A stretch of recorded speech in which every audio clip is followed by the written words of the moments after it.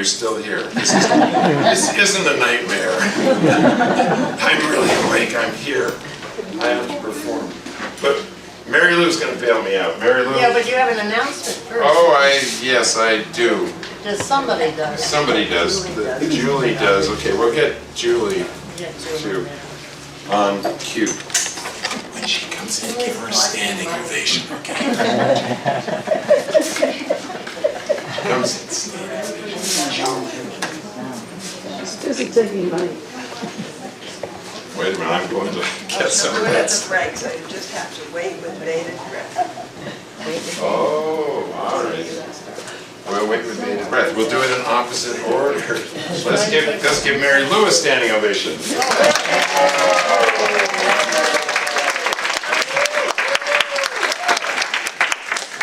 I've known this dear person for That's what I was going to say. about 40 years. You go ahead. Even more than that. Oh yeah, it's true. It's more than that. Yeah, Steve and I have a long history together. And I'm not going to mention it all, but one of them I will, because for 10 years he was not a clown. The what? He did a peasant in El Salvador when the Civil War was going on in Latin America. And it went on and on and on, and it was very serious. And he and Peter Gould were wonderful actors. They were serious actors. And then after that, they were ready to go back to be clowns. And they were, and they went on and on and on. And one night I remember Bob and I were talking with Stephen, and he said, you know, I've got to think of something else to do. I'm getting older and I can't keep throwing myself around on the floor. And what did he get? He got the New England Youth Theater. Came along shortly after that.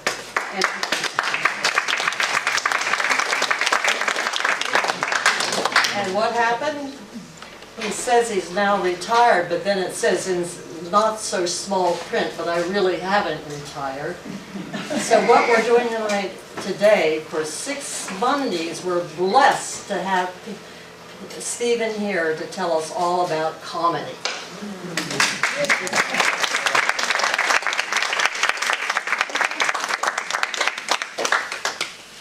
Thank you. I think I would very much like to honor Peter Abel and have him take a bow, because let's put it this way. If each of you take an imaginary fixed point right now where you're sitting like that, you take that and just hold a little point in space like that. Okay, just reach out and grab that little fixed point. Everybody do that with me. There you go. Now and then take it a little higher, and it's a pebble, right? It's a pebble. And you could say that this, you put your hand like this is a still and quiet pool of water, yeah? And I want you, on the count of 3, we'll open our fingers and drop the pebble into this silent still of water, and then see what your imagination does with that water. Ready? 1, 2, 3. And what happens when that hits that water? What happens? You can take both hands and do it. What happens? You all know. Yes, you did it exactly. He went like this. Yeah? Yeah? I'm sure you're going to all nod your heads yes, that at some point in your life, good or bad, you did something that went like that. It might have been when you were very young and you had your boots on and your friend that you wanted to tease was next to you, and you went into that big mud puddle and you went, right? And the water all over their pants, right? You know? But when we do an action, there is a reaction. And we'll be doing some of that this morning and see if we can dial it to comedy. But that reaction can lead to expected things and very often to unexpected things. Do you grok me? Did any of you read Stranger in a Strange Land? Did you grok the experience? It's basically the gestalt. It's, do you get the whole number, the whole thing, that like that? What does that have to do with Peter Abel? Of course, and this is a shaggy dog story, as all my stories are, but what it has to do with Peter Abel is that I would imagine that Peter Abel had no idea what he was going to see the very, very first time that he decided to be in the same room with Peter Gould and me to watch A Peasant of El Salvador. He probably saw it announced, he probably saw the title, he probably said, I am a friend of Peter's, I'm a friend of Stephen's, let's see what those guys are doing. Yeah, true so far, maybe? No. No.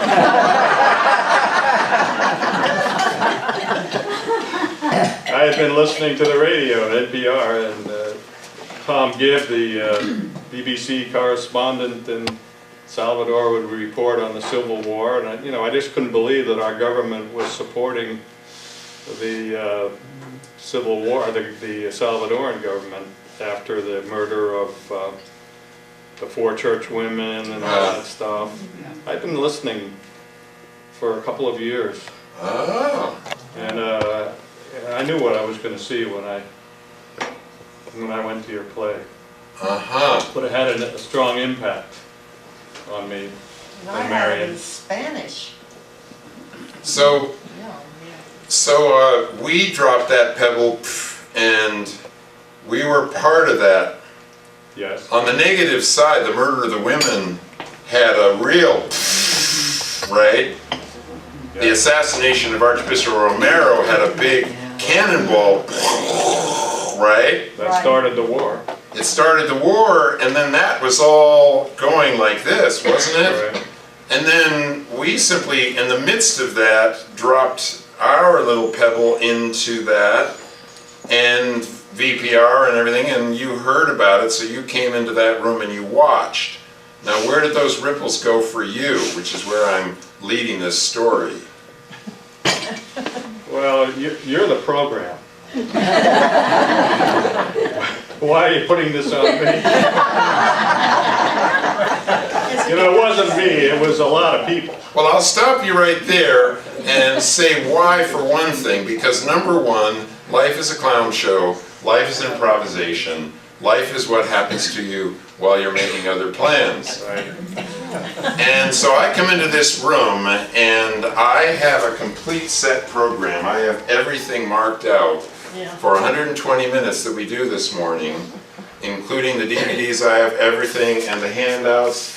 But when I come in, then I throw that all out the window and I simply see who's here. That's, you offered me an opportunity for comedy. You offered me 3 laughs already. Why did, the first was when you said no. Right? Why is that funny? And I've got a list of a whole bunch of vocabulary words, which over this next 6 weeks, we will constantly say, oh, we just laughed there. We don't want paralysis by analysis. We don't want to become so analytical that we never laugh again, but that won't happen because we're human, right? We are hardwired to experience the moment. We're hardwired, and we laugh for certain reasons. Thank you so much. This is also part of the clown show. I printed out these very carefully this morning, handed them to Casey, went over to grab my laptop out of the bag with my props, and of course, in getting everything completely right and deciding, oh, we might be able to use this morning, I walked right out, jumped in the car, and drove up here, leaving my laptop next to the printer. Life is a clown show. Yeah? Right. Also, that has specifically to do with your saying no, because I introduce you, I lay the table for you, and I expect you to sit down and follow exactly into the slot that I prepared for you. Never. Right? And that's called expectation. Expectation, right? Right. We are programmed to expect something. But when the opposite happens, we laugh. Right? Expect, everybody try this. Take, for me, just to relax. It's good and early in the morning to do this. Just breathe in with me, breathe in. And breathe out. And And now, let's do another one. Breathe in. And breathe out. Good. Another one. Breathe in. And now breathe in. And now breathe in. And one last. Breathe in. And breathe out. A clown knows that one of the keys to comedy is breath. If you can upset the audience's breathing, they will laugh. You have to laugh. Breathe in, breathe out, breathe in, breathe out, breathe in, breathe in, breathe in. Expectation.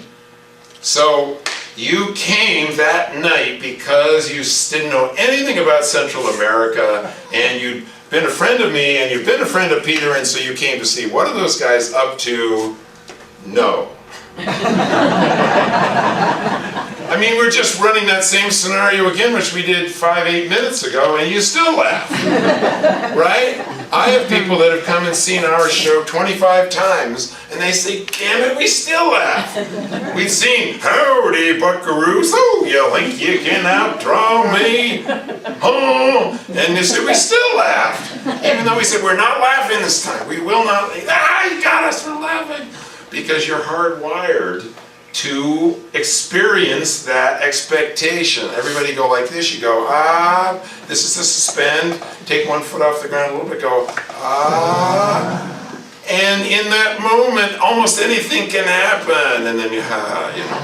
So it's like, when you go like this, so try this, you go like this, and just go like this, da, da, da, da, da, da, bap, okay? Go, da, da, da, da, da, da, bap. Okay? Now you've done that. Go da, da, da, da, da, bap. Okay? Then you go like this, da, da, da, da, miss me. Okay, try that. The second you go like this, ow. All right? Ready? Now, as soon as you do the bap, grab that thing that you hit, because it hurts. Ready? You're not doing it too hard, but the audience doesn't know that. In fact, overreact a little bit. Go like this. Da, da, da, da. Ow! All right? Just hit your, just a first finger. Just little like this. Da, da, da, da, da. And then go like you got clobbered by a cement truck. Okay, ready? Here we go. Da, da, da, da, da, da, da, da, boom. Ow! Okay, with both hands, grab the part that hurt. Ready? Da, da, da, da, da, da, da. Ow! Right? You got it? Now we'll do the deflection, which is da, da, da, da, da, da, da. No, you don't. Ow! Ready? As it comes around the second time, you look right at it. You can slow it way down. You can go like da, da, da, da, da, da, da, da. Oh, no, yeah. Bang. So make fun of that because you avoided it. Ready? Here we go. It missed as you see it go. Oh, no. I got ow! And then grab. Oh! Now we'll do a double deflection. Da da da. Ow! Meow! Grab the wrong side. Da da da. Whoa, boom! Ow! Oh! Meow! Now we can change the timing of it. This is really quick. Ow!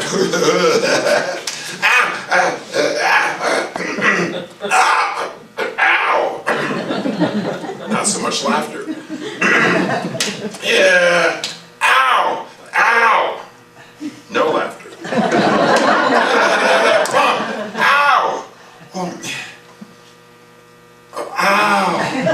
A little more laughter. Timing is everything. Sometimes if it's really quick, you get a lot of laughs. Sometimes if you get no laughs, you go, oh, that's because you want to go da-da-da, bam, ow. And then you want a chance for the penny to drop. You want a chance for, what? Oh, where's the pain? You get it like this. Ow! Ow! You know? Ow! You can do anything like that. So, back to you. Expectation. But anyway, the ripples went out. I just wanted to honor you because you deserve to be honored. I know you don't, you self-effacing guy. We're gonna be careful in this whole class about good dog, bad dog. Will you sell me that Abbott and Costello tie? I might give it to you. Well, I don't know, it was given to me by Elijah. Good dog. Anyway, it's just that he then went down to El Salvador. He went down many times. He helped people with dentistry and all sorts of things. He realized there was a water problem. He came back and he said to the church, there's a water problem. Then he said to the Rotary Club, there's a water problem. And now Pure Water for the World is one of the largest enterprises of Rotary all over the world. Thousands and thousands of dollars, sand filtration, clean water. And really because of Peter Abel. Now, not because of only Peter Abel, but because it was your idea. It was that pebble thing. Okay? Look at him, how embarrassed he is. Good dog, good dog. Good dog, bad dog is something we want to avoid, right? I did this, oh, I made a mistake, bad dog, you know? Ah, yes, I was successful, good dog. It's not about good dog, bad dog, it's about the interesting zone. It's about the interesting zone, right? Nothing is good or bad, nor the thinking of it makes it so, says Shakespeare, you know? It's neither good nor bad, but as you just interpret it, it makes it so. Got me? Right?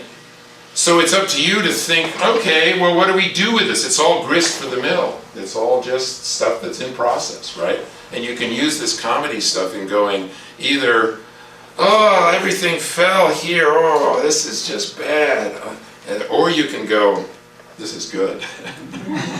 This is good. And you don't know why. It may be because that happened that you were delayed 2 minutes, and if you had picked it up and gone like this, you would have been killed by the truck that goes by. Seriously, seriously, got it? You don't know. You're in the game. You're just in the scenario, you're just in the improvisation. Life is what happens while you're making other plans. So you have to get rid of good dog, bad dog, right? I play off of you, you expect me to just let you introduce me, I go over and I hug you. I don't hug you really out of technique in order to distract you. I hugged you because I love you, because I've known you so many years. Yeah. But that's an offer. It becomes an offer. Yeah. And one of our scenarios for improvisation is make your partners look good. Make your partners look good. The second rule is accept all offers. Accept all offers. And the third rule is go with your first thought, your first impulse. Just go with that. Go with that. Right? Go with that. So I didn't plan to hug you. Well, that's good.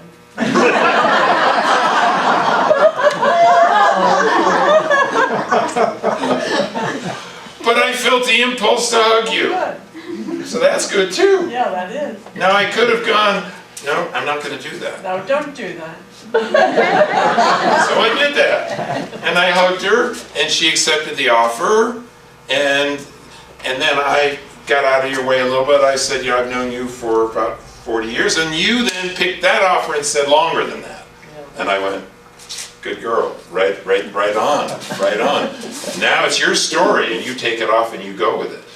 And you did, you know. Yeah. And then I get a chance to go, oh gosh, shucks. Gosh, what am I doing now with my body? What am I doing? I'm lowering what? My status. I'm lowering my status, right? Okay, I really want to get you out and get you physicalized a little bit. Now, I understand that some of you, and I've got one question to ask before I do this, which is that my friend Deborah Lazar is here, and she has the official assignment from Brattleboro Community Television to videotape what I'm doing here, okay, for posterity.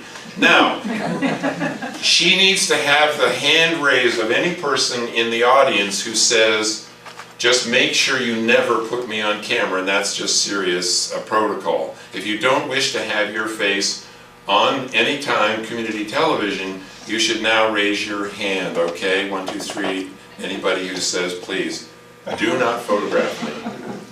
Okay, these two people, and the person there. All right. Person here. And the person there. All right. So, I think either she'll try to avoid you. Hands up again one more time so she can see. You. All right. So either you maybe, if we're doing an exercise of everybody, maybe you're on the outskirts or something. You will never, I would think rarely, unless you really want to be, and you will never be on camera with 2 or 3 or 4 people. You'll be on camera with almost the entire group all at once. So that may change your feeling about that, right? So I want to do some things because there's so much about comedy that does happen spontaneously. And it does have to do with spatial relationships, it has to do with eye contact relationships, it has to do with status relationships, right? And that's best done if we're on our feet and we do a little bit, and then I'll sit you down again and show you something even more interesting. Okay? If for any reason you know, walking at this point around amongst the group is not your choice, or it's difficult for you for any reason, then you have a full, complete green light to just stay where you are and to watch. Some of the exercises that we'll do, I've got thought out so that we can do them sitting down next to each other and so forth. And then we will, during the second half, we'll take a break after an hour, then in the second half we'll watch a few film clips and begin to talk about them. But before we get up, has anybody anything to say about what you have learned to feed back to me or to the group? Why is something funny? Or why have you laughed?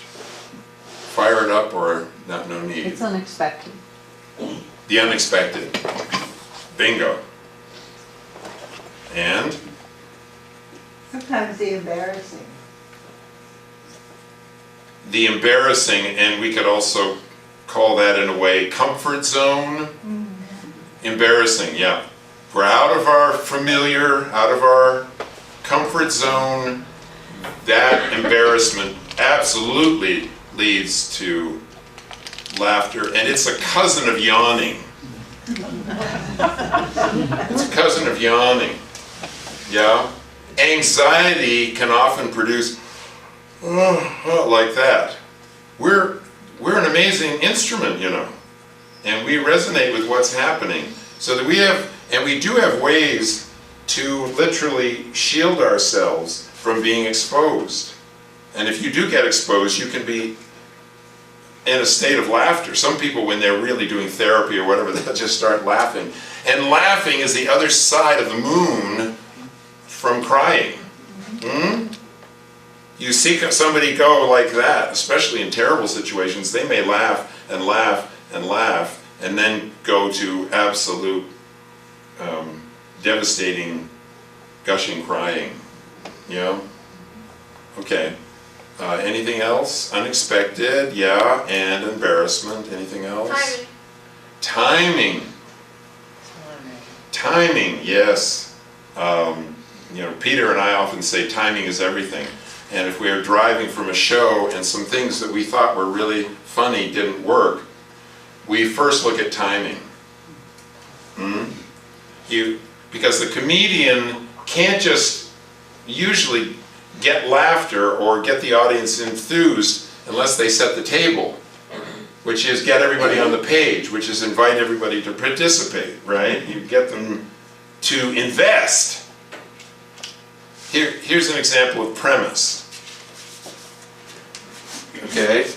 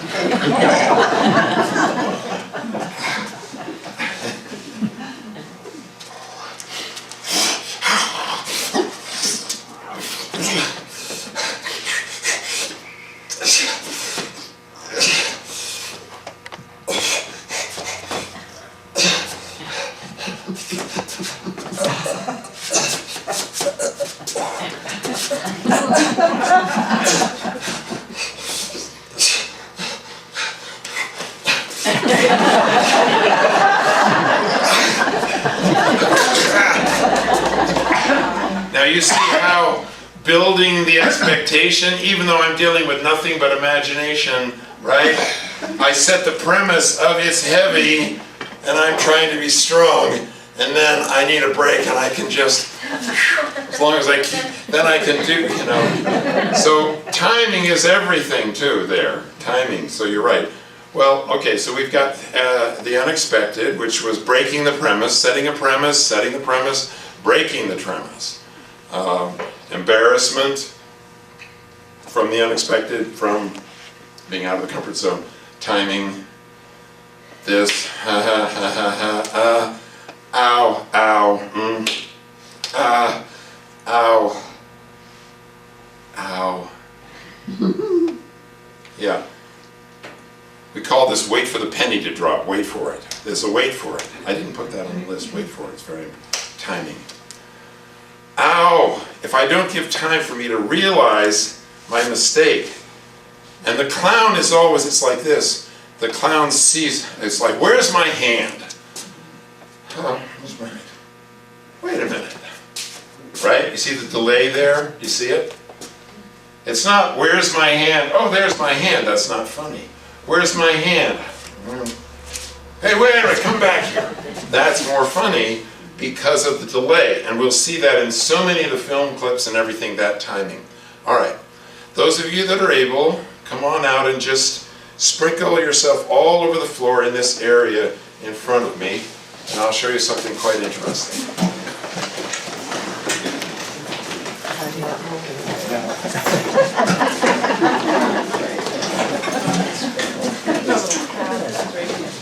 As a mind warm-up, first thing is I want you in, actually I'll do one thing here first. If I go like this, then you'll repeat that back to me. Yeah, so, and that just means I want your attention, that's all. So, okay, so I'm getting you to do an exercise, and then I go, and you all go, good. And then you turn and you look at me, and I say, okay, and I give you whatever I'm thinking next. Right. I want you just for a moment, thinking outside the box, as twir, to walk in and amongst each other. Don't look anybody in the eye, but just look at different things in the room, and shout out what they are by the wrong name. Giraffe, hot dog, like that, okay? Whatever it is that you see, first impulse, make yourself look good, first impulse. It's not, let's see, well, I could say red, I could say tangerine, no, I could say, all right, what the heck, I'll go with banana. Banana, no. Just whatever comes up, bang, just like that. You cannot make a mistake. All right, you can make a mistake. If you don't just go with your first thought. All right, because then you're letting your editor get too big. Alec Guinness, when he lectured to us at Lambda, said, I take my huge editorial owl that's going, you're a bad dog, don't do that, that's a terrible line, that reaction was bad, your timing is off, and he said, I shrink that owl down to this little pipsqueak owl, and the only job of that editorial pipsqueak owl is to say, Alec, your light just went off, move stage right. And then he says, thank you very much, and he moves into the light because that light bulb burned out. Or worse, Alec, I think you better leave the theater, it's on fire. Yes, thank you, I'll go. Right? You know? But other than that, he's just in the flow, so you're going to go with the flow. All right? Just walking gently, and remember, it takes two people to make a collision, so just make your partners look good by not elbowing them in the nose or anything, right? And just gently, and call out the wrong name for about 10 names. Off you go. Speed car.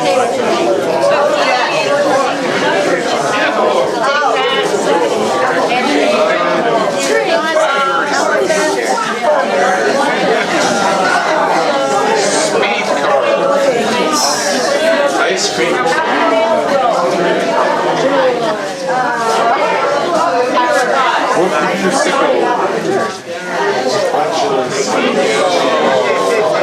Balloon.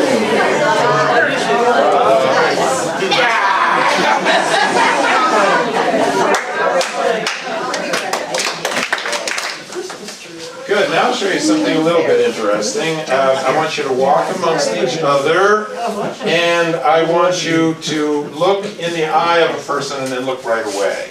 Just do that for a moment. You're going to look at somebody, and then break contact, break eye contact right away. Look and then break eye contact. Do that for just a moment until I clap 3 times. Ready? Off you go.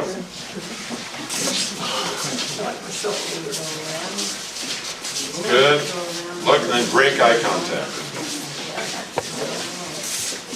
Okay, stop and feel how that feels. Now I want you to do a double take. I want you to look at someone, break eye contact, pause, and then go back and take another good look. All right, off you go.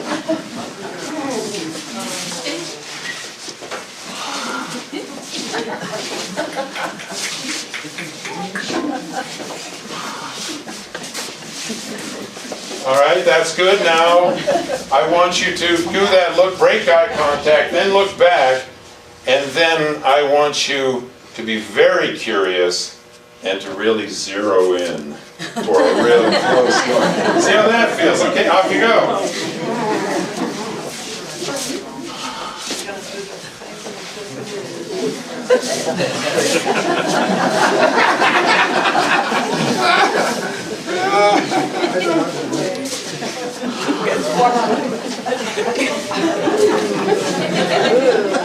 Good, and stop. How does that feel different? Okay, and there's a little laughter. Let's not analyze it too much. Now I want you to just walk amongst each other. Do that eye contact, go back, be curious, but then I want you to shake hands with the person, and your attitude is, oh, this is the person that I really kind of dislike, I barely tolerate them. Shake their hands like you just barely tolerate them and then go on to another person. Ready? Off you go.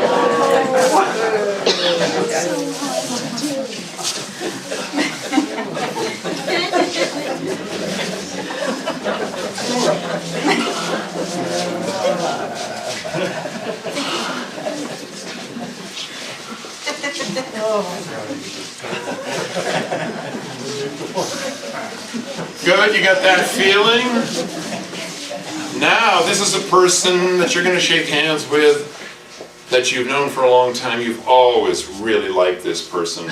And so you're going to look back and then go, oh my gosh, wow, it's you, isn't it? Yes. And they're doing the same for you. And then you shake hands as though you really like this person. Off you go.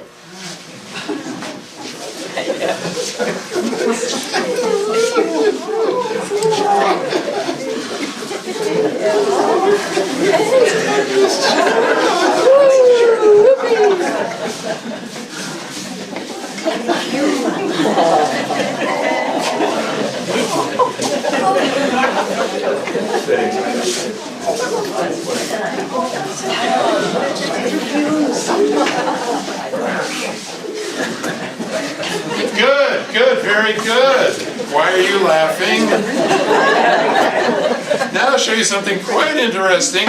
This time, you've known this person so long that you always had this wonderful, incredible, extraordinary, between the two of you, handshake. And of course, in this scenario, right now, neither of you know what the heck that was. So you're going to have to invent some amazing handshake that you do. And it takes two to tango, so there's going to be a sense of what if, maybe if, you know? And then finally it closes on something, and you really love this person. All right? Off you go.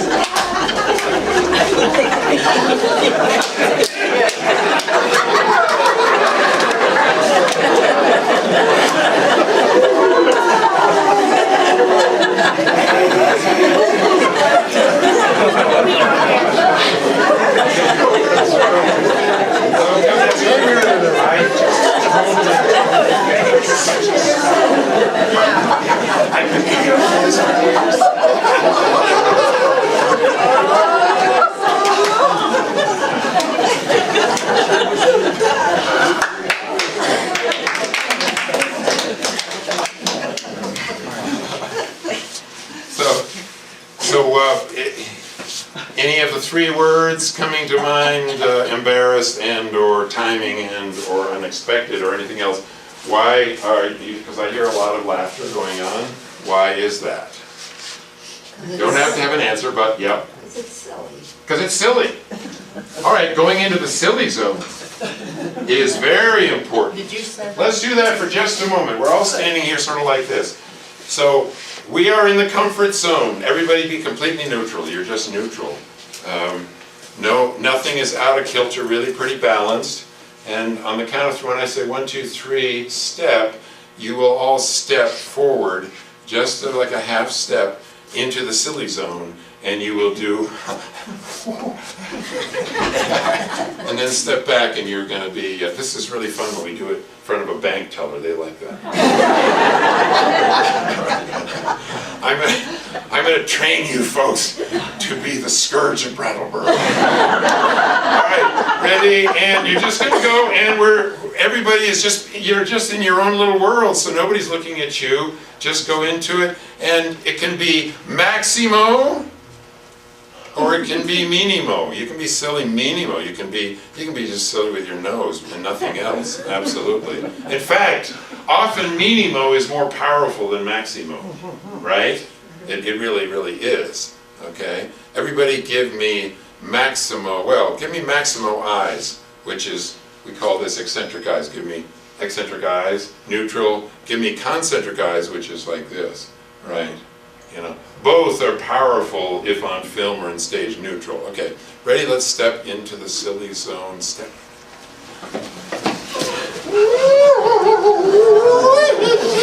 Step back. You're completely neutral. It's like, that wasn't me, but it was. It was part of you. It was part of you, right? Okay.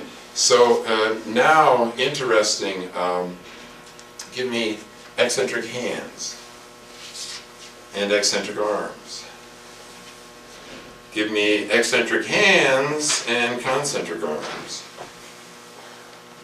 Right? Give me eccentric stance, legs, but concentric toes. Give me an eccentric chin and a concentric mouth. Good. And now an eccentric finger pointing at somebody else. And everybody say you're in trouble, Buster. 1, 2, 3, speak. You're in trouble, Buster. And go completely neutral. Okay? Good. Let's go very concentric legs and concentric toes and eccentric butt. An eccentric chin and an eccentric face and concentric arms and neutral. Good. All right.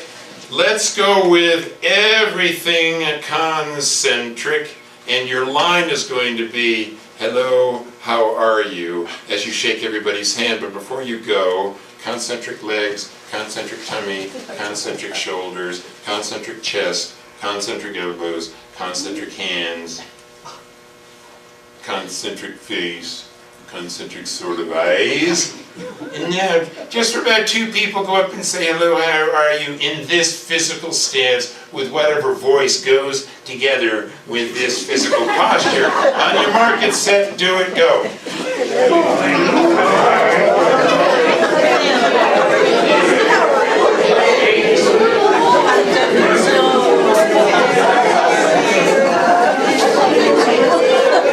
Okay, good.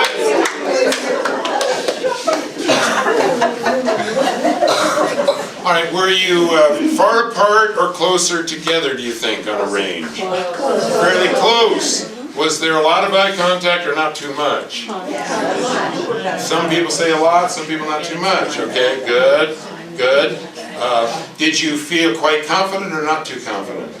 Not very confident, all right. Fair enough, fair enough. Interesting. Give me eccentric stance, eccentric tummy, eccentric chest, eccentric chin, eccentric shoulders, eccentric arms, eccentric hands, eccentric eyes, eccentric mouth. And with an eccentric voice, now I want you to go around and shake at least 3 or 4 people's hands and say, hello, how are you? That's your line. In this physical posture, 1, 2, 3, off you go.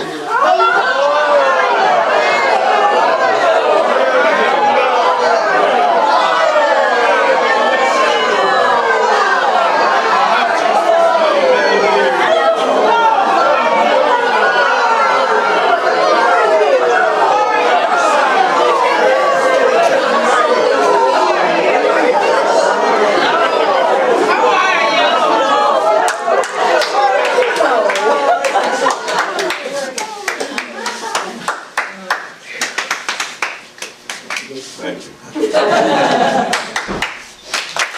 Good, good. All right, what do you notice here now? Were you closer together or farther apart than the first time? Farther apart. More energy or less energy? More or less eye contact? More eye contact. Interesting. So a little more communication. Did you feel more comfortable or less comfortable? More comfortable. Okay. All right.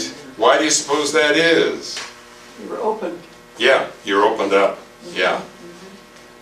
Plus, you do that openness connected to powerful kinetic energy.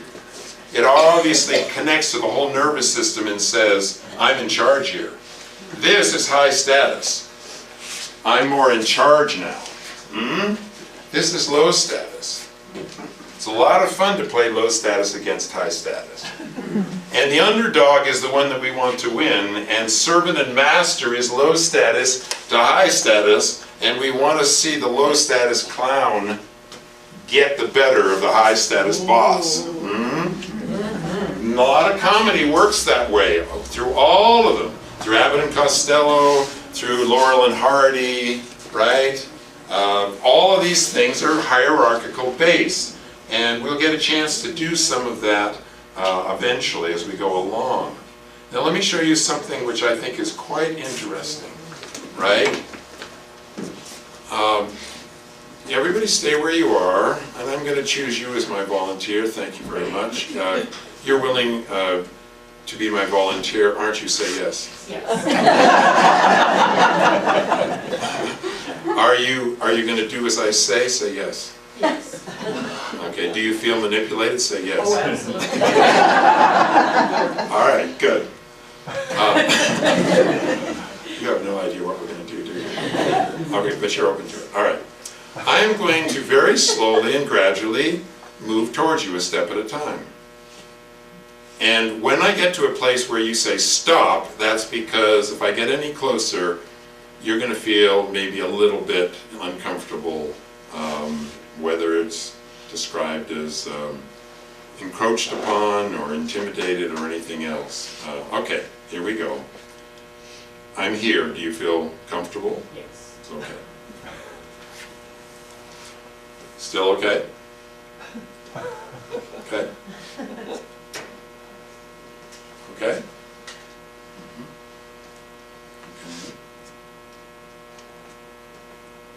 All All right? Yeah. Okay. She feels okay. Yep. Stop. You feel a little uncomfortable here. I'm a little too, how about if I'm right about here? Fine. This is, Uncomfortable. okay. This is fine, this is quite fine. Yes. Okay. So but right about here, this is getting a little, Uncomfortable. and this is okay. Yes. Now watch this. Uncomfortable. Also watch this. Take your hand, your right hand, and go like this. And now go like this. Right? For millions of years, every human person is hardwired to have this much personal bubble. Put your hands out and that's your personal bubble. This is no man's land, right? As long as I stay out of this, you're okay. But if I get inside it, you're uncomfortable. Right. Now, also notice, can you, out of the periphery of your eyesight vision, see my shoes at all? Just a little bit. You can see, and I can see yours too. Right? Which means, if I suddenly, hundreds of years ago, decided to try to kick you, you could see that, and you could avoid it. Can you see my feet? Now notice how she instinctively went like that. She's very subtle, but she just went like that. Did you notice that? Okay. That wasn't because she thought that.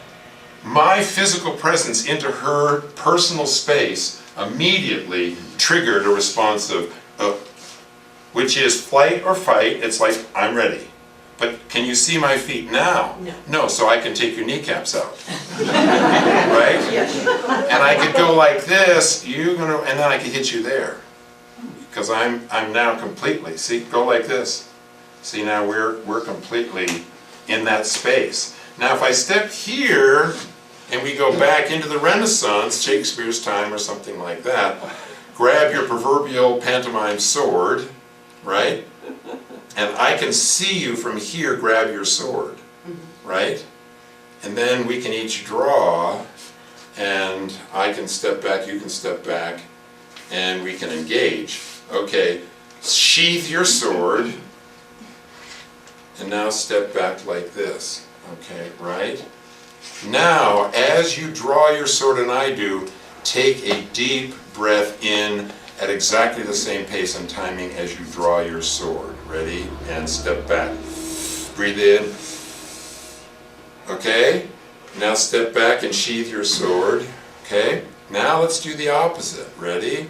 Before you take your hand onto the hilt of your imaginary sword, so you're onto the handle of your imaginary sword, but don't draw it. And with me, take a huge breath, and then as you take the huge breath, and then as you draw the sword, you're going to let all the air escape in timing as you draw the sword and step back. So breathe in, now breathe out. You see the difference? No. You don't. It's hard to see. All right, ready? Sheath the sword. Okay, now as you draw it, take a big breath in as you draw the sword. Sheath it. Take the breath in. Breathe out.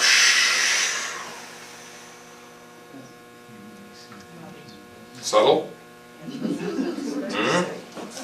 Notice this. I mean, if I go like this,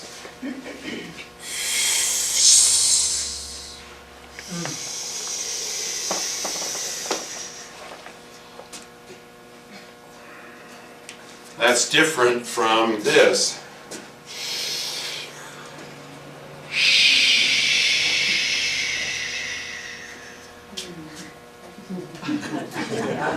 You see the opposite?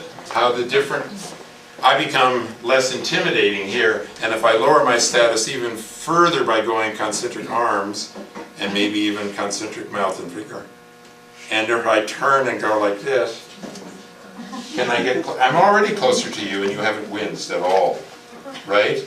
Now notice, you see how she straightens right out? Okay, so this, we scientists of comedy know this. So when I get a volunteer I'm not going to come to that volunteer like this. No, because she said, oh mercy. Oh mercy, you bet, oh my God. If I want to get a volunteer to come up on stage with me and I go like this, you know, see, she goes, ugh. She's right back in 4th grade, you know. And my 4th grade teacher pinched me on the double chin and made me cry. Mrs. Stevens, you know, you go back into Mrs. Stevens land, it's like, Mrs. Stevens, please don't hurt me. Like that, you know. But if I come up to you and I go,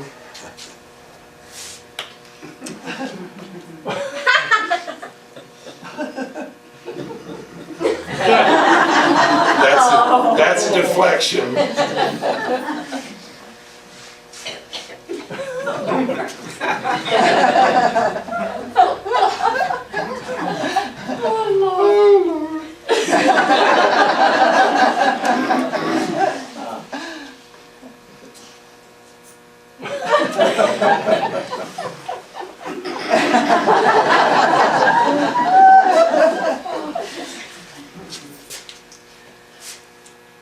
Honey child, I'm from the South.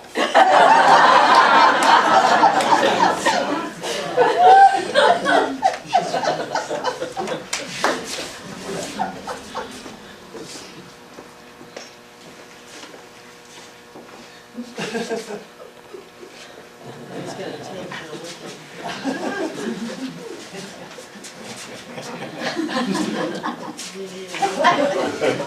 Where is she?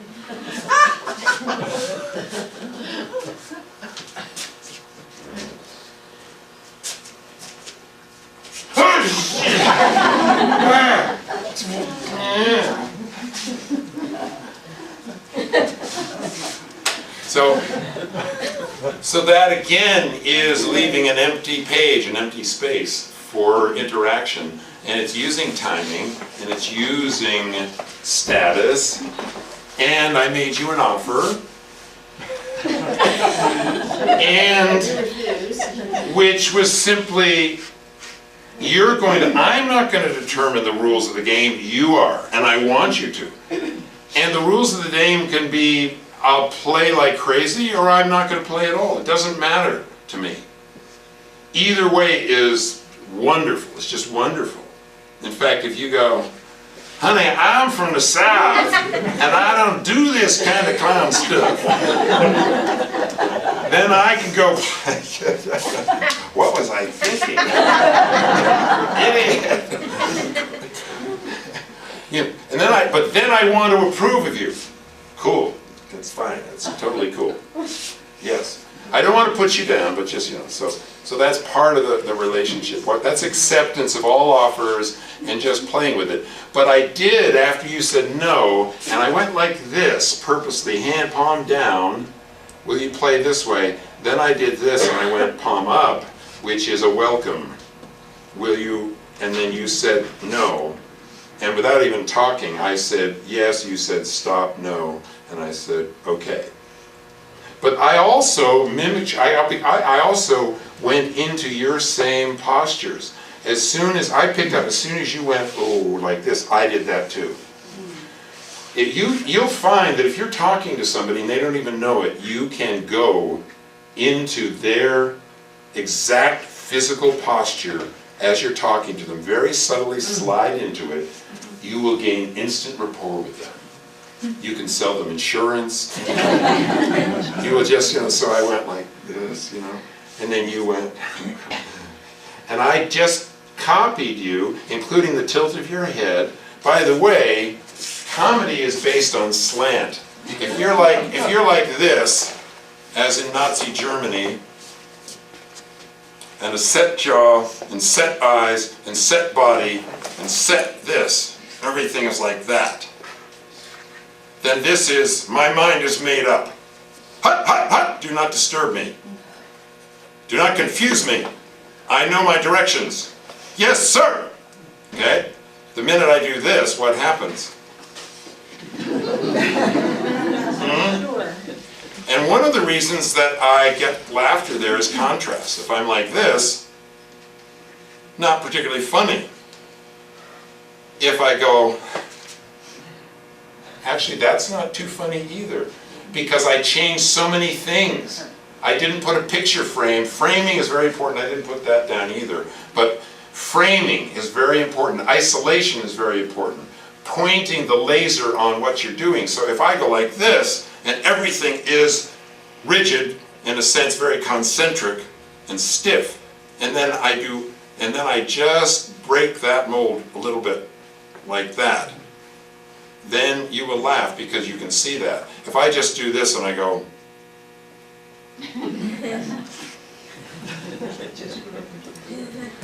yeah, just so. If I'm just like this and I go, immediately I get laughter because I'm just isolating one thing. And it's in contrast. Has somebody brought up contrast? Contrast. Upside down, right? Why did I have you say giraffe and lunch meat, something like that? I have my own thoughts about that, but why do you suppose I did that as one of the earlier things we did? There's no wrong answers, just fire out. In fact, the wronger you think your answer is, for me, the righter it is. It's incongruous. And why am I interested in the incongruous? Makes people laugh. It makes people laugh. It's the unexpected. We are trained from a young person, at least I was, in school at a desk with a book, to learn how to be what? Congruous. To learn how to think cognitively, to come up with the right answer. 2 + 2 is 4. 2 + 2 is 4. 2 + 2 is 4. Got that? Right. 4 + 4, 8. 4 + 4, 8. We just watched, we're doing Sound of Music, and I showed a video of Hitler and the mass propaganda rallies. And it's amazing. It's amazing. You've got 500,000 people in a huge outdoor arena, all zombies. Yeah. I don't know if you've seen that. It's amazing. Oh my gosh, it's just like, who is your leader? The Fuhrer! Who's responsible? Heil Hitler! It's boom, boom, boom. Not one person ever going, And they're trained at Buckingham Palace as they stand there and the people come up and they're taking pictures. They're not allowed to go. You want them to go. And to come out and play, but they won't. They're not allowed to. They have to be like that. So incongruous is such an important thing. We are trained to be congruous. I was talking to my education partner, very young fellow, brilliant fellow, 25-year-old Johnny Flood, and he is dead set on altering and changing the whole landscape of education in the state of Vermont. And he said to me, if you go back historically to the time of the Rockefellers and the Fords and those really rich magnates, the Pullmans and all of that, and Andrew Carnegie and people, they got together and said, look, this is his take on it, we got the intelligentsia, we know how to make the map for America, what we need is workers. We can invent the stuff, we can build the factories, we've got the capital, we need workers. And we need workers who don't think too much. They need to be congruous, they need to fit into the mold. So we will teach them reading, writing, and arithmetic. Theater, no, theater, Because the minute you get into theater, we're in the what if zone. We're like, what if? What if? And the minute you get into what if we're not being paid enough? What if that boss isn't treating the women right or something like that? Yeah? And then you're in real trouble. And then you've got people like they did during the miners' strike in Colorado with Rockefeller's people, and they had them in a pit, and they just had the guards go out and they shot them. They freaking shot them. Hitler, Stalin, all of that stuff. And ISIS now, and this goes, don't get me started, it goes on and on and on in peasant of El Salvador, and our own government said, we've got to get rid of the Sandinistas, we have to get rid of the FMLN, because they are thinking outside of the box. But the church said, we want that. The new theologians said, we are training people to think for themselves, and to take care of the poor, to clean up the water, the sewages, to stop the murders and all that. And our own government said, no, we will fund the people, making sure the people in power stay in power. Because, and when you break comedy structure with servant and master, in terms of power, that also produces laughter. And sometimes it's ironic and sometimes it's grim laughter. I'm going to take a check here, yep. All right. So that's some of where we're going and the vocabulary. So we're going to now take a good, say 10-minute break, and then I would have you just probably all take seats. Okay? So anyway, I think it's in the wrong. Lights out.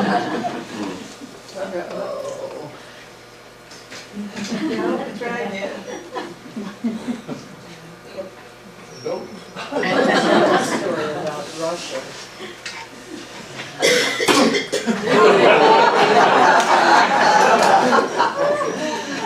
You were a beautiful baby. I just was with my sister who's moved east, and she said, Mom loved you the best. And I said, so that's why she kicked me all the time. Well, but Margie said, no, she was always protecting you because you were just hell on wheels. And I said, yeah, I understand. And I was at the school too. I spent most of my education up through about 8th grade in the hall, being punished. All right. Oh, yeah, there we go. So we're now going to watch some classic stuff. We're going to start with physical comedy, and then we'll do a little bit of verbal comedy, and then maybe if we have time, we'll watch the clock. A little situational comedy, and there's kind of a difference. Let's see. Yep. Okay. It's about 1:15. All right. So anyway, we're going to start out with George Carl, who is a physical comedian, and this will be a clip of George Carl performing on the Johnny Carson Tonight Show some years ago. Some years ago, a lot of years ago. It's one of the most, in the clown community, it's one of the most revered physical comedy performances of all time. It's one of them. So we'll start with George Carl, and then we'll just kind of go right on, and then we'll stop in time to comment a little bit, and then I will stand at the door and hand out these to you.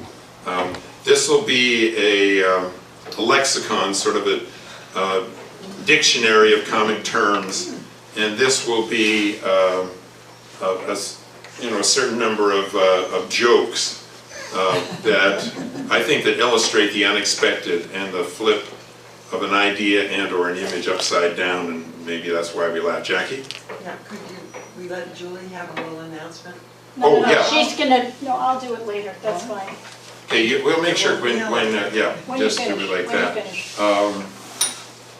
And I did want to, in terms of upside down thinking or inside out thinking, this is verbal comedy, but I wanted to read this out to you before you read it yourselves. So slapstick or upside down humor, what I call physical, kick in the pants comedy, seems always to get a chuckle or more from us. I call it the pie in the face or the slip on the banana peel humor. And in George Carl's situation, it will be pie in the face and slip on the banana peel without any words, all physical action. And reaction, action, reaction, action, reaction, right? Newton's law, action, reaction, right? But it also does exist in the verbal world as well, and many comedians combine the physical with the comical, as with Pink Panther, Peter Sellers. Good example of that. John Cleese, Monty Python, combining the two. Robert Frost, in this poem, just uses the verbal. It's called, his poem here is called The Objection to Being Stepped On. You may have read it. At the end of the row, I stepped on a hoe of... I've got new teeth, so I sort of... and I'm going to deflect and put the lights on there, because that way Deb will see me with the camera. Okay, so it isn't, there's a lot of rhyming here. At the end of the row, I stepped on the toe of an unemployed hoe. It rose in offense and struck me a blow in the seat of my sense. The seat of my sense. It wasn't to blame, but I called it a name. And I must say it dealt me a blow that I felt like a malice prepense. You may call me a fool, but was there a rule? The weapon should be turned into a tool? And what do we see? The first tool I step on turned into a weapon. Isn't that pretty clever?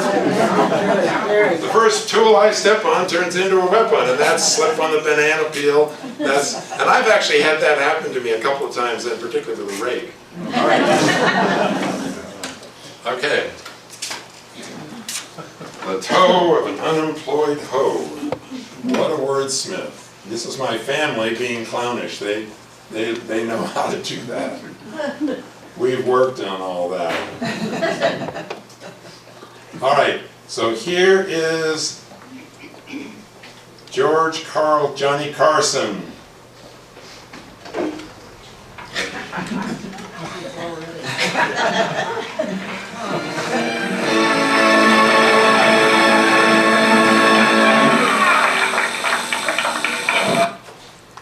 This is apropos of one of Gould Stearns' key modus operandas in our shows, which is, we just can't get this darn show started. We can't get it started. Don't worry, folks, this is not the show. I'm getting ready for the show. But there's so many problems that I can't seem to get the show started.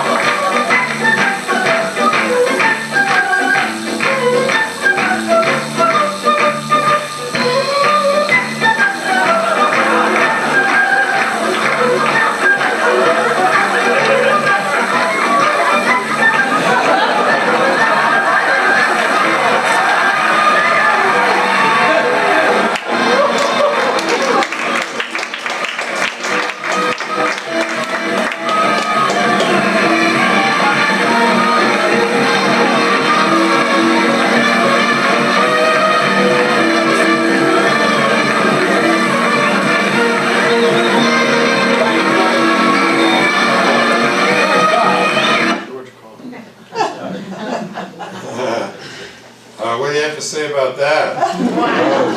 Huh? Really? I mean, how long did it take him, and then to get the microphone into his pocket? And I have to watch that 6 times in slow motion to catch where he does that, and where he gets the swollen thumb on, you know what I mean? And the jacket, oh my, yeah. And, I mean, oh my gosh. What, so there's a lot of stuff in there, what, like deflection and, oh my gosh, just. All those motion ratios. Well, and tremendous athleticism too. Oh yeah, tremendous athletic and physical control. But he spent years in developing that. Now here's a couple that spent years in doing.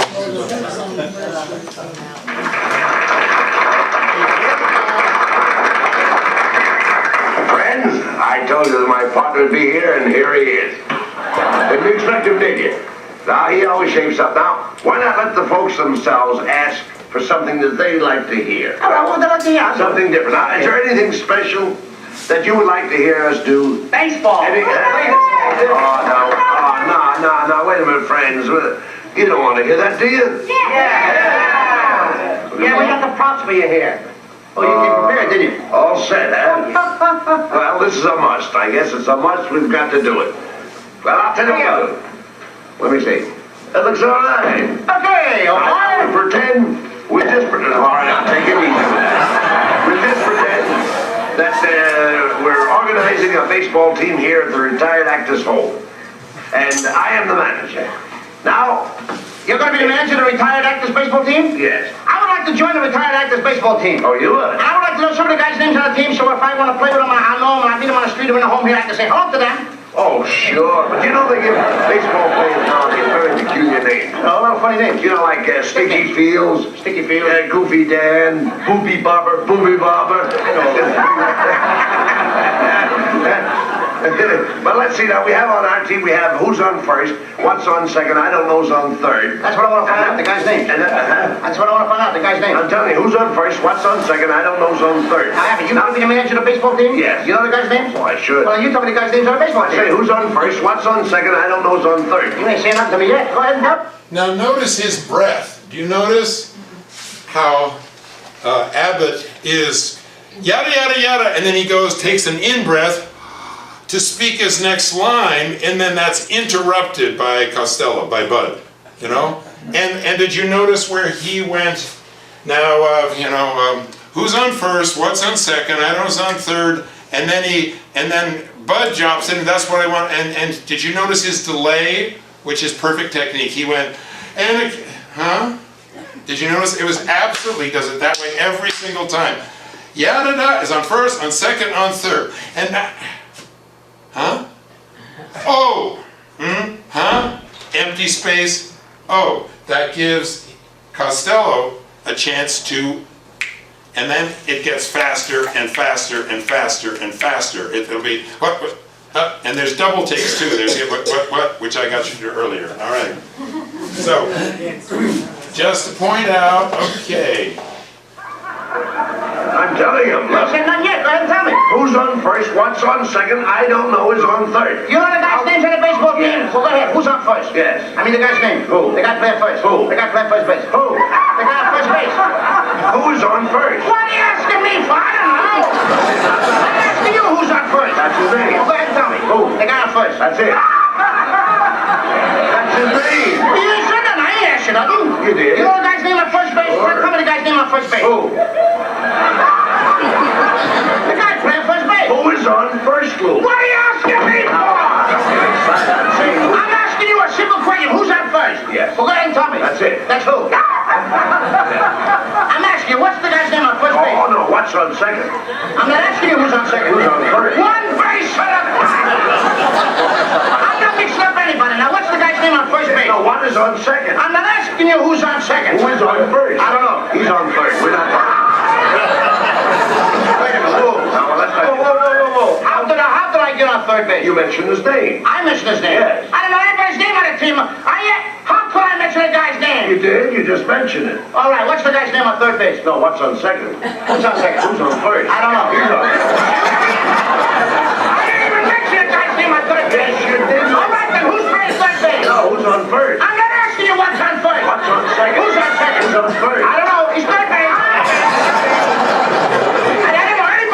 baseball team. You do, you mention their names.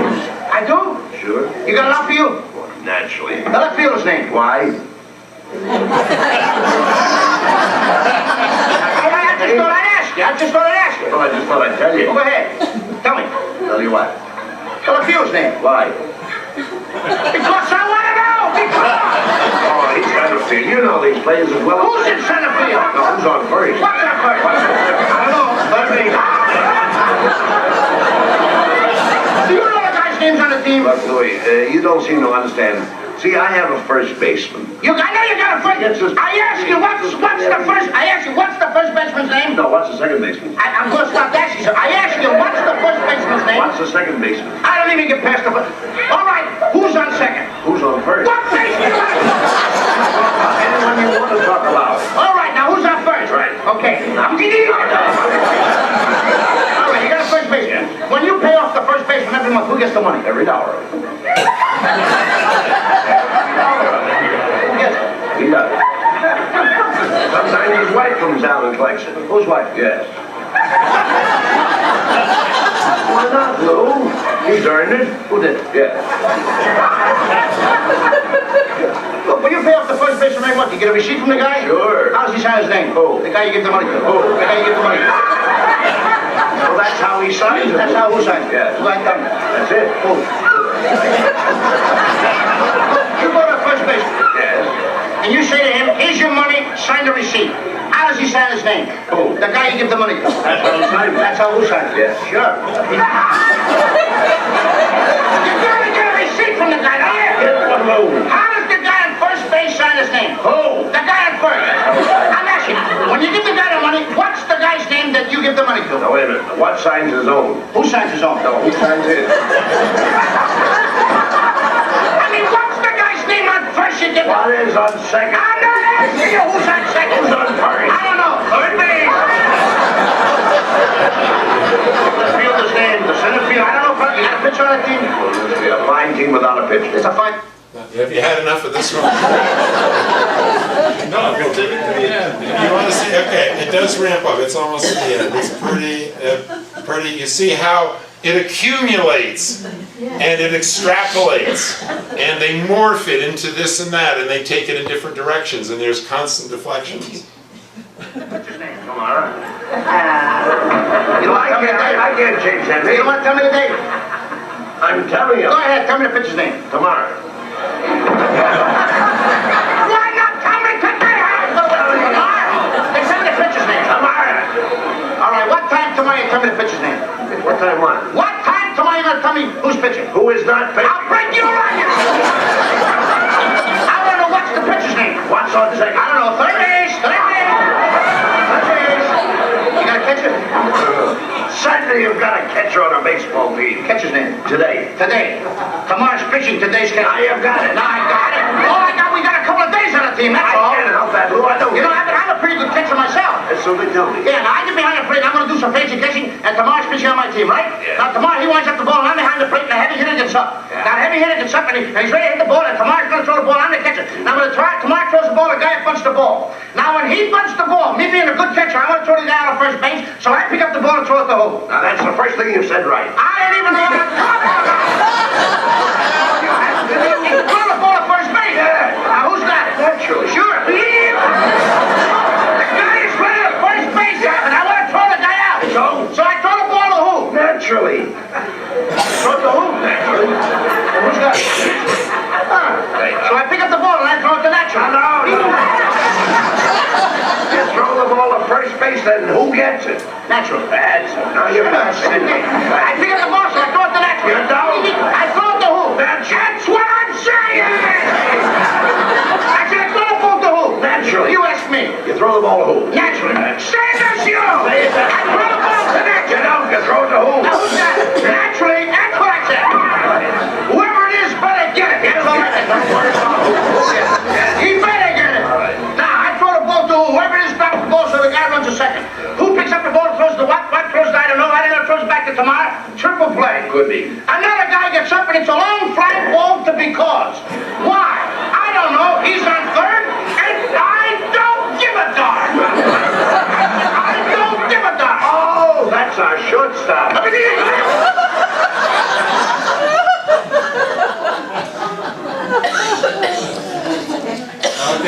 about that then, folks? The same type of amazing. Okay, now this is one of the first classics ever here. Let's see where we got this one, yeah. All right. Now this is a Charlie Chaplin, and this basically combines physical slapstick, physical I can't get this thing started, and also one of my favorites, which is right under my nose but I don't see it. It's right in front of my face, but I simply can't see it. And that's what's funny for us, because often you're in a situation in your real life where something is, and your glasses are on the top of your head, but only somebody looking at you sees it. Or you've got spinach between your teeth, or whatever. You can't find the car keys, and they're, you've put them in the other pocket, or whatever.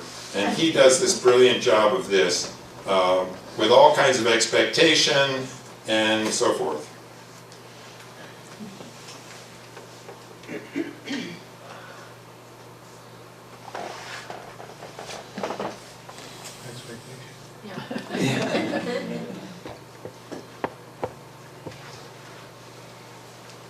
We should be grateful that we are able to pull this out of the thin air anyway, even though it takes 10 seconds to wait for it. They couldn't do this 30 years ago. The other thing about comedy is that we feel superior. What's that? Lets the audience feel superior. Yeah. Other serious stomach conditions may exist. Yeah, exactly.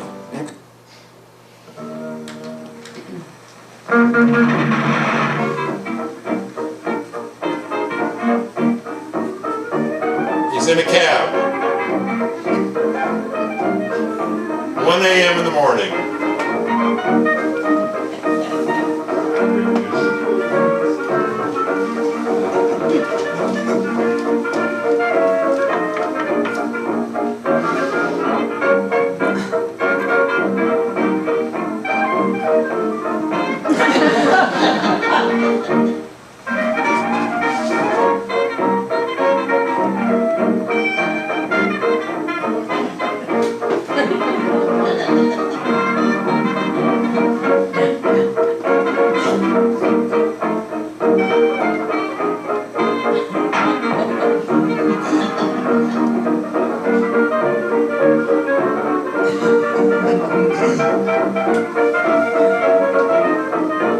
Now he's dropped the hanky.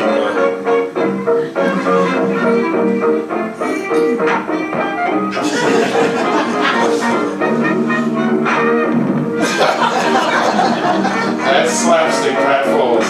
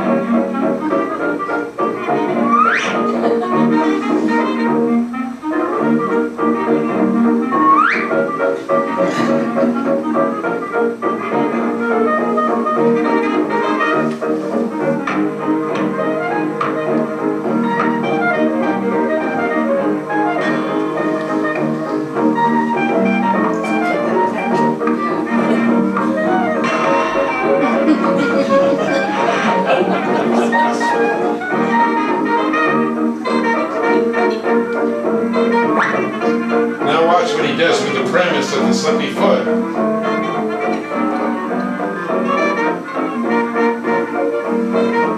He never adopts the premise and then dumps it. He keeps it going throughout. He makes hay on it, morphs it, permutates it.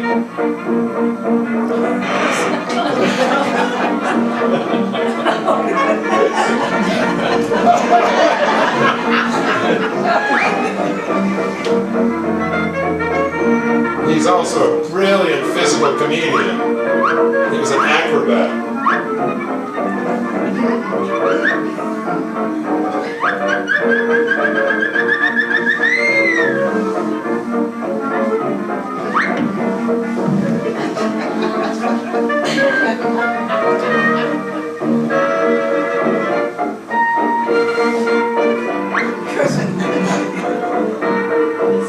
His hand ends up in the mouth of the... Can you see that?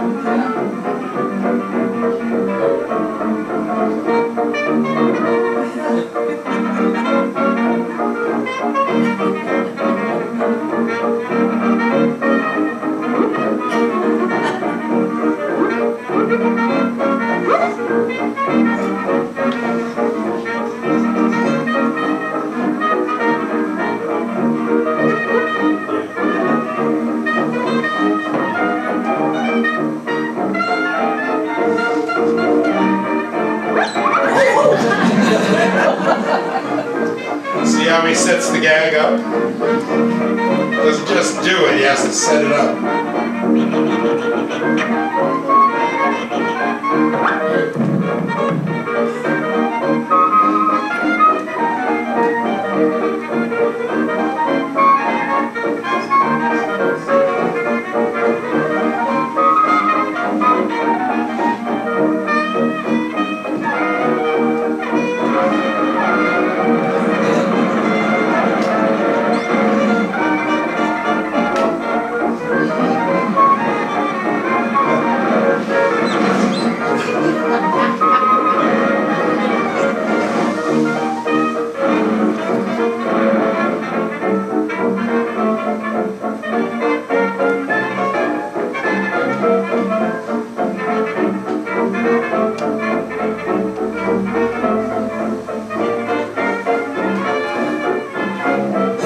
What you people do for a living, but look what he does for a living.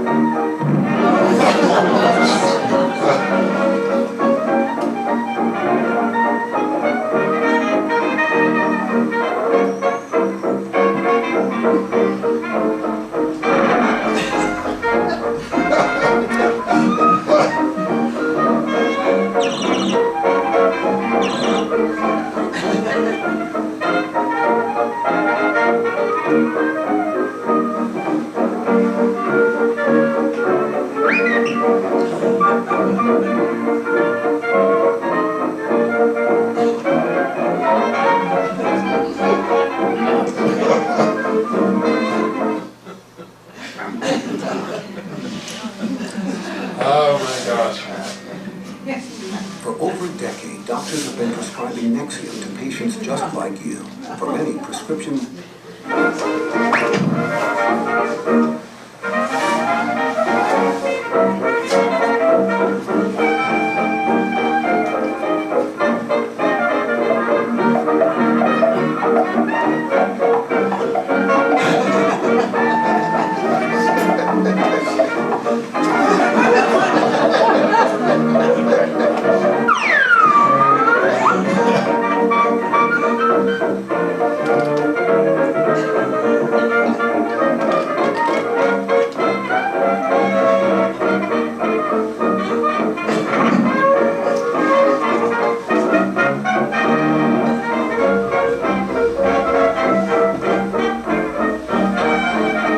Just classic, you can't get there from here.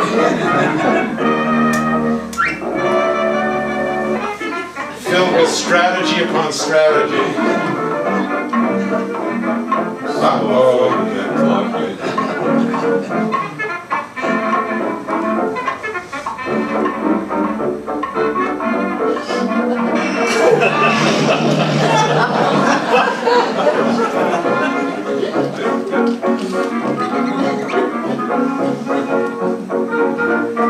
The 5 Buddhist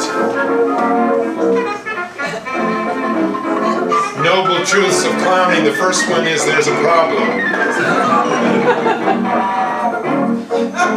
The second is there's a solution to the problem. The third is I can figure out the solution to the problem. The fourth noble truth is voila, I did it. The fifth noble truth is whoops, new problem.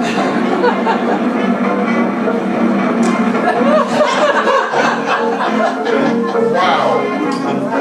Wow. Just when you thought there's nothing else you could do with the table, he figures out a whole new routine for it. Or the stairs.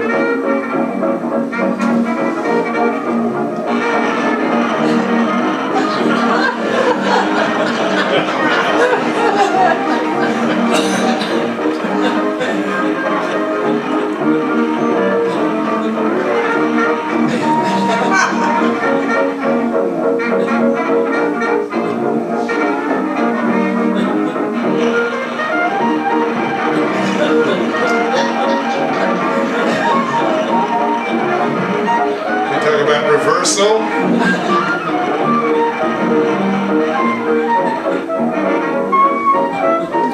Now there's the So there, ta-da! Where's the new problem? New problem.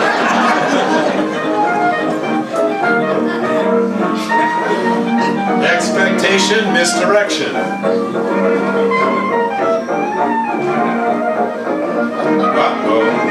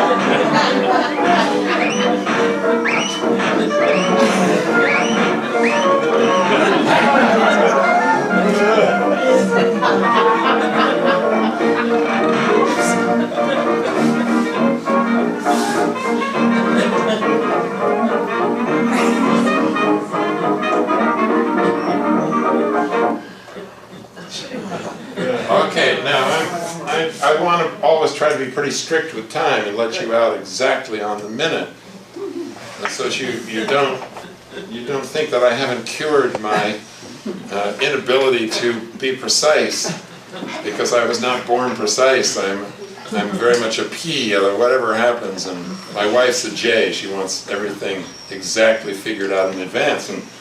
But I want to let you out on time, so we can pick up and watch the last little bit of that maybe, but we've got just enough time, 5 minutes or so, to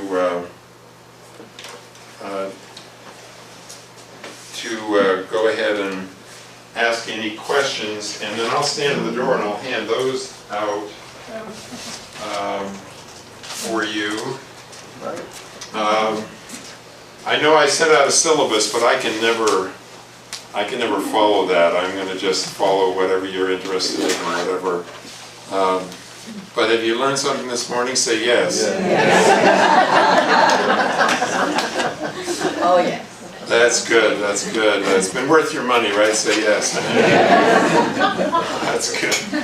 All right, but not seriously and not aside joking, but any comments, thoughts? There's quite a bit of stuff here. You getting a kind of a sense of it?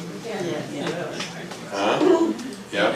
Interesting. Well, particularly It's very hard work. Yes, Christina. George Carl, the number of things that go wrong just reminds me of, you go through the day and there's all that kind of stuff all day long. You're cutting carrots and it falls on the floor, or you go through the door and, Right. that happens all the And time. it squeaks and it's got Usually sticks. And irritating. it is, yeah, usually. And for me, it's almost always irritating. That one made me anxious. George Carl. Yeah, made me anxious throughout, because everything kept going wrong. Yeah, and it's frenetic, but it's no less, in my view, frenetic and fast-paced than the Abbott and Costello. Yes.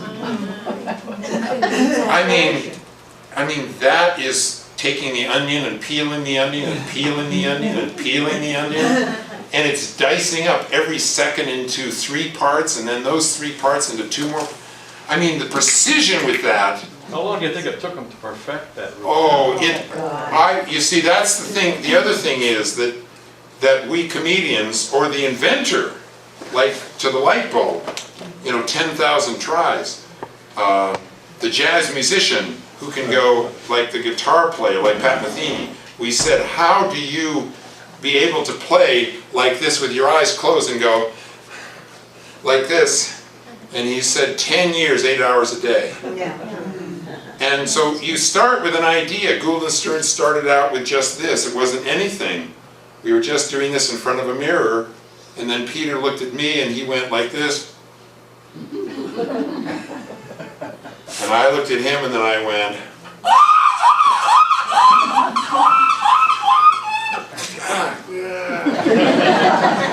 and then it just begins to build, and you've got a nugget, and John Cleese says the same thing. You've got a little nugget, and you add on to that, and then you find 3 or more things, and it just, so I bet it took them, I bet they started off and they probably within a month had something they could put on stage, and it was probably, I don't know, I'll have to read the history of it, probably was 1/10 of that, but then over a course of 3 or 4 years, it mushed into this almost 25-minute piece. And I'm sure they made mistakes, but they also knew that if they hit a wall, they would just double back and go back through it, because you could go back, and someone would cue the other. And if he went, and he was supposed to, Bud was supposed to go bam, bam, bam, bam, bam, and Costello could, as I do with Peter's stutterer, Peter's a stutterer, Peter Gould's a stutterer, so the audience never knows that, but I worked with him so long, hand in glove, that the minute he takes a breath and goes, it's not my part, but I go right in and I say something, and immediately he's able to go, get another breath, and then he's off. It happened all the time in Peasant of El Salvador, to the point where once I wasn't on stage and he got into a stutter fit, and I stayed back and I really was going, shall I enter, shall I enter, shall I enter? And that stutter fit went on for about a minute. He couldn't speak. And it was very embarrassing. I mean, it was terrifying for him. And he exited almost in tears. He was a sweat. And it was serious enough that he gave me that speech for the rest of the 400 shows. I just took that speech. I went out that afternoon on the beach. I think we were in south of Palo Alto. And I just learned that speech. And from then on, anytime. In fact, that happened more and more until I became pretty much the 100% narrator. We used to be 50-50, but that allowed him to just be the peasant. And if he ever stuttered as a peasant, I didn't have to correct him because that was completely character-driven, right? And that relaxed him, you know. And relaxation is the key to comedy. If you're tense, the audience won't laugh. You had something back there. I was wondering where George Carl did his entertaining, other than the Tonight Show. All over the world, and this was his only gig. This is all he did. He just did this one amazing thing. That's sufficient. Yeah. But it was sufficient because he was the best in the world at it. So, you know, he'd be in Munich, he'd be in Brussels, he'd be anywhere, all over the world. Yes? Is the Who's On First, is that scripted or improvised? It's scripted. It is now scripted. You can go online and you can get it scripted. And I've had several of my students work it up as part of a vaudeville cabaret. So it is scripted. But originally it probably, well, you know, I bet they did script it. Yeah. I kept worrying about Charlie Chaplin and all, how black and blue he must be and all that. Well, I would almost, but I won't, do my dive roll pratfall bounce on this hard floor. But I don't think I'll do it this morning because I'm not warmed up, but maybe next week I'll do it for you just to show. When I first learned to do it on mats, and then I started to do it in real life on hardwood floors, I had some terrible bruises. But the more I did it, the more I relaxed, and I realized physically what I was to be doing, and I made sure that all the rolls happened on the muscle parts of me and not the bone. I got so I could do it on a concrete floor many, many times. It didn't matter where I was. I could just do it. And you know, if you want to go online to a YouTube, you can get him in his waiter on skates thing. And he's an acrobat. I mean, he's an Olympic level acrobat. So he can just do that, and he knows how to fall, and he's not going to break his fall with full strength on his wrist or elbow or arm. So he simply becomes an egg crate, and he just telescopes that down. And he'll do it in slow motion and a little faster, but then you got to realize that when I'm doing this, I'm going like, what?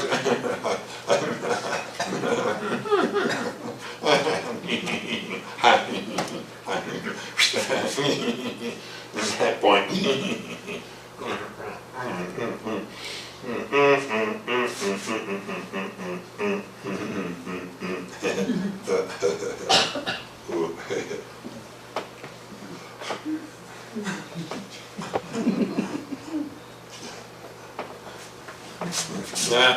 Ow! And all this stuff, you go over it again and again and again until it becomes second nature, and you become part of a river, you just flow with it. But at first, you can't think, it's just got to be second nature to it. And then when two people or more work together, they're like that. They're married in the mind and everything like that. Well, you've been so attentive, and thanks for getting up and playing with me. I appreciate it very much. I'll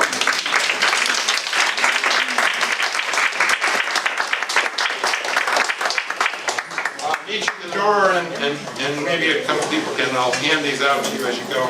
We'll see you at 10 o'clock next Monday.